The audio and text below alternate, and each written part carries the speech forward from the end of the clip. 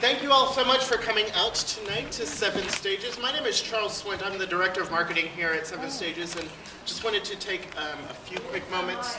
Oh, can you not hear? Okay, Yes. This is on. No. Hello? Okay, there we go. Hi, I'm Charles Swint. I'm the Director of Marketing here at Seven Stages.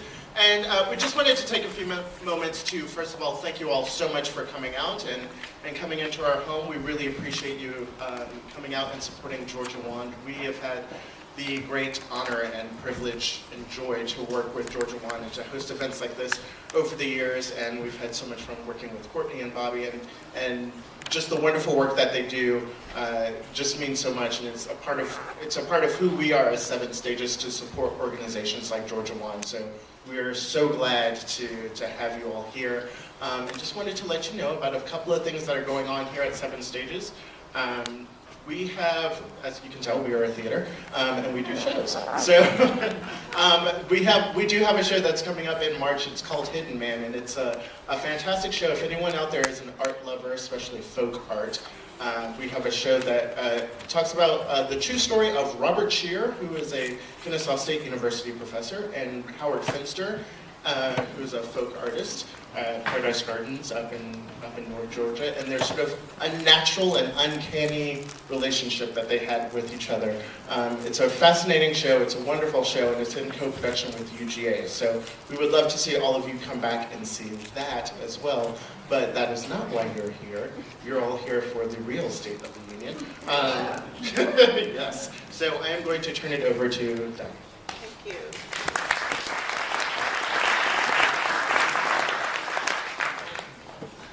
Greetings on behalf of Georgia Wand. I would like to bid you peace and blessings and welcome you to Seven Stages for our 10th annual, can you hear me? Hold the mic closer to 10th, you.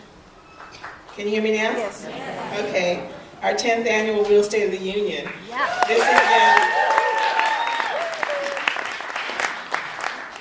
This has been one of our most wonderful events that we have annually for the past 10 years, and we really enjoy the fact that so many people come out to participate in it with us.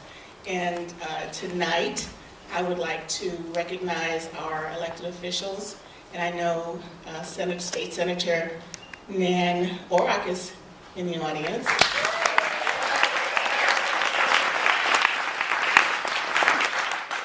And we have a special visitor here from our national office, Susan Scherer.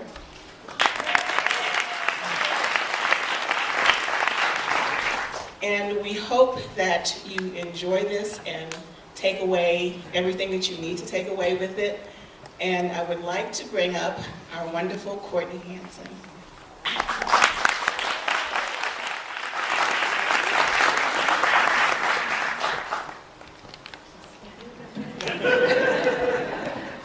Hi everyone, thank you so much for being here at the 10th annual Real State of the Union. There's a full house tonight. Has anyone here been to every single Real State of the Union? I have. All right. Nice. Is anyone here for the first time? Oh, wow. That's amazing. Well, welcome. There are so many amazing people here tonight, amazing activists. A lot of you have been working with WAND forever, since the first Real State of the Union and even before that. And there are a lot of new faces here which are exciting, that have been bringing new energy and new ideas to our organizing efforts. And so we're just so glad you're all here, and we really thank you for supporting WAND and supporting our work and supporting our mission, which is to reduce militarism and violence and redirect excessive military spending towards unmet human and environmental needs. Yep. And we do that with our 3 focus areas, which are peace and action, environmental justice, of course, and political empowerment. We've already begun building for the 2012 election with our We Count political empowerment campaign. We're really excited about it. It's aimed at 18 to 30-year-old young women to sort of get them involved in the political process, and not just during election season, but all year round.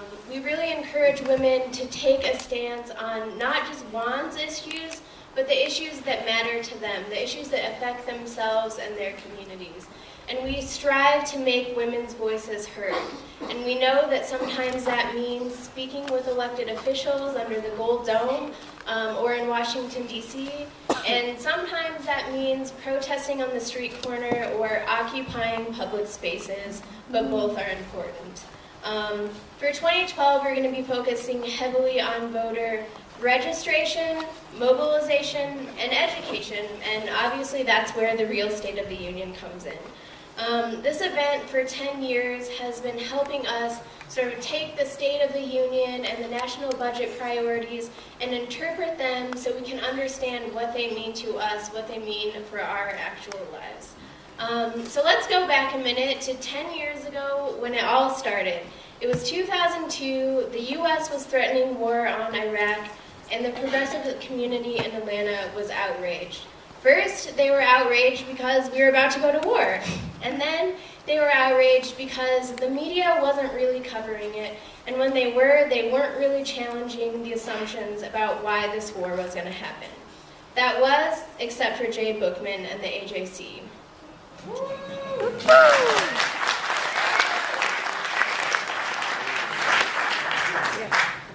Jay exposed that it wasn't weapons of mass destruction and it wasn't terrorism that was leading us to war with Iraq. It was so that the U.S. could emerge as a global empire, a sort of planetary policeman. And that was in his article, Bush's Real Goal in Iraq, hence the real State of the Union.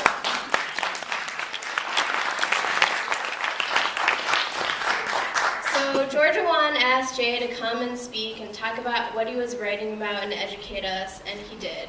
And he's come back every year, again and again, to really tell us how it really is, what's really going on in American politics, and what that means for us. So we're very excited to hear from him. We'll just give you a brief summary of his bio. Many of you know Jay from the AJC. He is an award-winning writer, columnist, and blogger. He specializes in foreign relations as well as environmental and technology-related issues and local and state politics. He has won many, many national awards. For his editorial writing, he's been honored with the National Headliner Award and the Scripps Howard National Journalism Award. For his environmental writing, he's been recognized by the Wilderness Society with the Aldo Leopold Award and the National Wildlife Federation with the American Conservation Award. And the list goes on and on and on, and it's in your program if you'd like to read the rest of it. He's also the author of the book Caught in the Current, which will be available for sale after the show, and if you're nice, he might even sign it for you. Jay is a graduate of Penn State, where he earned degrees in both journalism and history.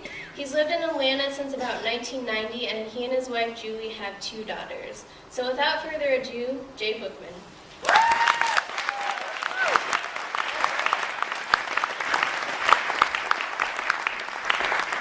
Thank you, Courtney. Welcome to 7 Stages, everybody. First time I've been here. It's a great space. Great turnout tonight. It is rather strange to think 10 years we've been doing this, and that was 10 years ago that the whole, I think the war had not yet begun yet, but it was about to start. So it was a difficult time. A lot of things have changed since then. My hair's gotten a lot grayer.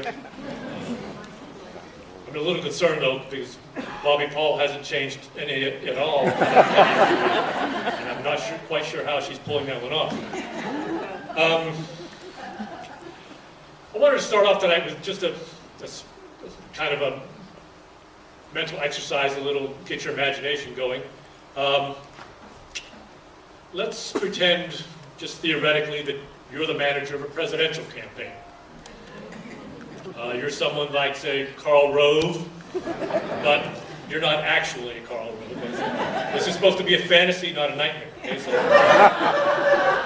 you're just a presidential campaign strategist. Now let's pretend that you're running this campaign in an era of great economic turmoil. And you intend to build this campaign around an argument that blames much of the country's problems on the excesses and abuses of corporate America and the financial sector. You want to argue that as a nation, as a culture, as a society, we got a little bit carried away with greed. You want to argue that growing income inequality poses a very real danger to the United States, as we have known it so far. Now, I know what you're thinking. You're thinking, okay, that's pretty much where we are today. Where does the fantasy and imagination come in here? Well, let's pretend that, say, Apollo. Apollo was the Greek god of politics. Let's say he comes down and taps you on the shoulder. Now, how do you know that this is Apollo? I don't know. He was supposed to have been a very good-looking young man. I suspect he probably looked something like Dr. Lowery here. So if Dr. Lowery comes along and taps you on the shoulder and says, tell you what, you get to design the candidate you want to run against. You get to pick your opponent, you get to take one from column A, one from column B, you get to design him. What would that person look like? Well, you might start off and say, well, let's give him a childhood in which he grew up as a child of corporate executives. Somebody who grew up in that bubble and never really came out of it. Let's make him somebody who says corporations are people. Let's say he jokes that with jobless Americans that, hey, I'm jobless too. You know, even though he's getting $60,000 a day in investment income, in which he pays very little in taxes. This is all pretend. Let's say he has millions of dollars in bank accounts in Switzerland and the Cayman Islands. And let's say he goes around saying publicly that he doesn't really care about the very poor of America. Maybe, physically, maybe you look, you make him look like the guy who just fired your dad. Maybe you give him a background in private venture capital. Someone who has made hundreds of millions of dollars, in part by closing down factories and businesses that were profitable, but just not profitable enough. Of course, as you know, that's pretty much the situation the Democrats find themselves in. The man we've just described takes physical form in the person of Mitt Romney, who, despite some adventures, will almost certainly be the 2012 presidential nominee for the Republicans. It's not going to be Newt Gingrich. As someone said recently, if Newt is the smartest person in the room, leave that room immediately.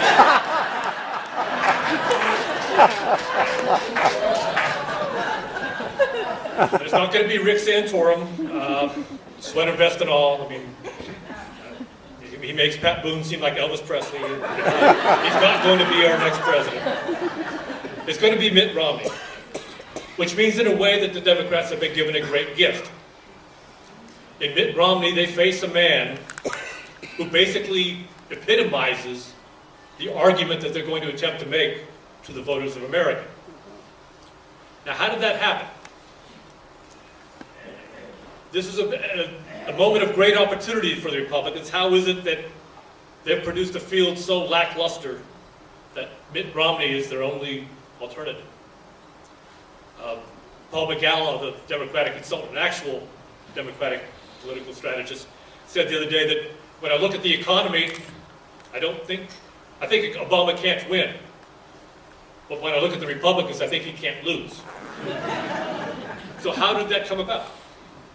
Well, I think to answer that question, it's useful to borrow a concept from biology called genetic diversity. According to biologists, species that boast a wide range of genetic diversity, with a lot of variation in their DNA, are generally healthier, they're more robust, they adapt more easily to stress and changes in the environment. They fend off illnesses more easily.